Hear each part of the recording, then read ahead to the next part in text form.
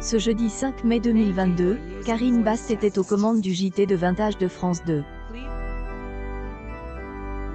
Depuis le début de la semaine, la journaliste remplace Anne-Sophie Lapix, partie en vacances. Dans cette édition du journal, éventuelle alliance entre le Parti socialiste et les Insoumis a été évoquée. Karine Bast est également revenue sur la guerre en Ukraine et les bombardements à Mariupol.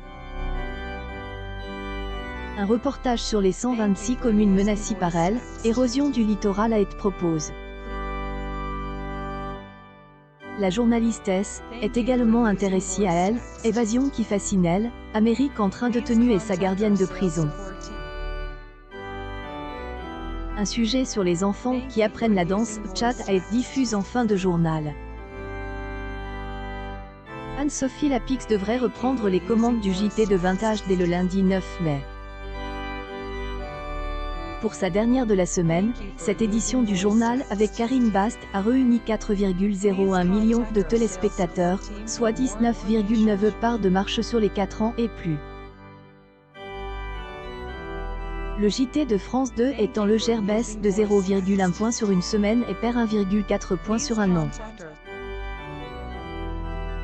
En frontal, le JT de 20h de TF1 avec Gilles Boulot fait largement mieux avec 4,90 millions de Franquais au rendez-vous, soit 24,2 ensemble du public. Le journal de la chaîne subit une baisse de 0,3 points sur une semaine. Par ailleurs, à la fin de son journal, Karine Bast annonce les présentateurs des prochaines éditions et compte idée, un simple, à bientôt, Bref message au revoir qui laisse à penser qu'elle ne sera pas aux commandes du JT la semaine prochaine. De fait, Anne-Sophie Lapix devrait revenir, ou un autre joker. Pendant le retour probable Anne-Sophie Lapix, Thomas Soto, absent la veille de le matin, assurera le JT de 20h de France 2, ce vendredi 6 mai. Proposera aux téléspectateurs une interview exclusive de Bill Gates.